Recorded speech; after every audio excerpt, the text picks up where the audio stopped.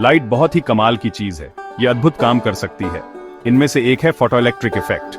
सोचो, एक मेटल पर लाइट चमकाई जा रही है। सिंपल लग रहा है ना? लेकिन कुछ अविश्वसनीय होता है। लाइट असल में मेटल से इलेक्ट्रॉन्स को बाहर निकाल सकती है, फिर ये इलेक्ट्रॉन्स घूमने के लिए आजाद हो जाते हैं। ये प्रक्रिया, जहां प्रकाश पदार्थ के साथ क्रिया करके इलेक्ट्रॉन्स को छोड़ता है, फोटोइलेक्ट्रिक इफेक्ट कहलाती है। ये इफेक्ट सिर्फ एक वैज्ञानिक कौतूहल नहीं है, इसने कई क्षेत्रों में क्रांति ला दी है और उन तकनीकों का आधार बना है जिनका हम हर रोज इस्तेमाल करते हैं। फोटोइलेक्ट्रिक इफेक्ट को समझने से प्रकाश की प्रकृति की गहरी समझ खुलती है। यह हमें दिखाता है कि प्रकाश केवल एक तरंग नहीं है, बल्कि फोटॉन नामक छोटे ऊर्जा के पैकेट की तरह भी व्यवहार करता है।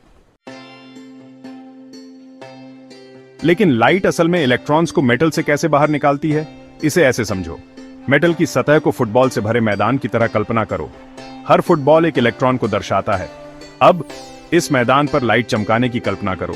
लाइट छोटी छोटी ऊर्जा की गोलियों या फोटॉन की धारा की तरह काम करती है। जब एक फोटॉन पर्याप्त ऊर्जा के साथ एक इलेक्ट्रॉन हमारे फुटबॉल से टकराता है, तो यह अपनी ऊर्जा इलेक्ट्रॉन को स्थानांतरित कर देता है।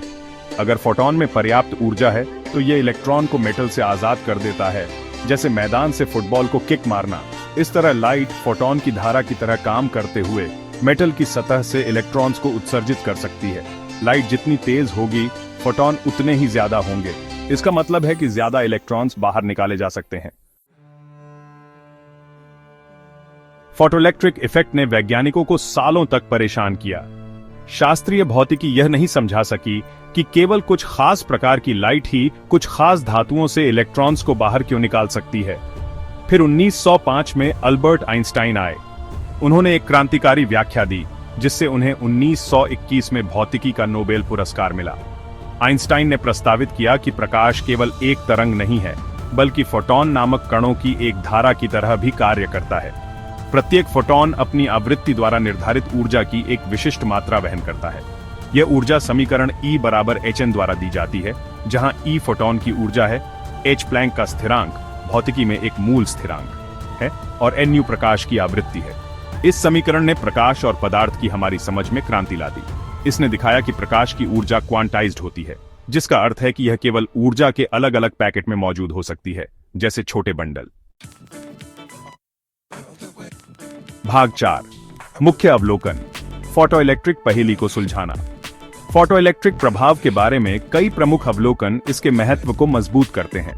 पहला, एक थ्रेशोल्ड फ्रीक्वेंसी होती है।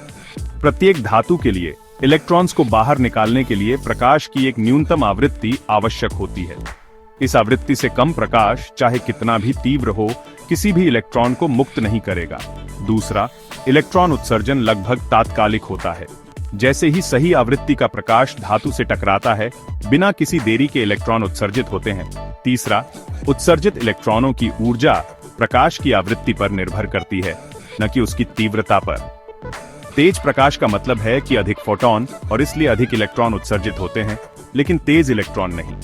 अंत में उत्सर्जित इलेक्ट्रॉनों की संख्या प्रकाश की तीव्रता के सीधे समानुपाती होती है। इसका मतलब है कि तेज प्रकाश अधिक इलेक्ट्रॉनों को बाहर निकालता है, जब तक कि प्रकाश की आवृत्ति उस धातु के लिए थ्रेशोल्ड आवृत्ति से ऊपर हो। भाग 5, फोटोइलेक्ट्रिक पावर सोलर पैनल से लेकर ऑटोमेटिक दरवाजों तक। फोटोइलेक्ट्रिक प्रभाव केवल एक वैज्ञानिक जिज्ञासा नहीं है, यह कई तकनीकों का मूल चालक है जिन पर हम रोजाना भरोसा करते हैं। उदाहरण के लिए, सोलर पैनल फोटोइलेक्ट्रिक प्रभाव का उपयोग करके सूर्य के प्रकाश को सीधे बिजली में बदल देते हैं।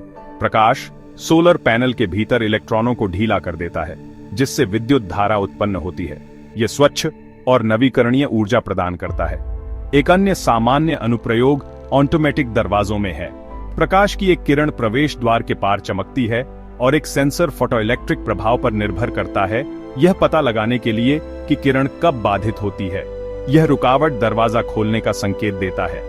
फोटोग्राफी में उपयोग किए जाने वाले प्रकाश मीटर से लेकर वैज्ञानिक अनुसंधान में उपयोग किए जाने वाले फोटोमल्टीप्लायर तक, फोटोइलेक्ट्रिक प्रभाव ने प्रकाश के साथ हमारी बातचीत और उपयोग करने के तरीके में क्रांति ला दी है।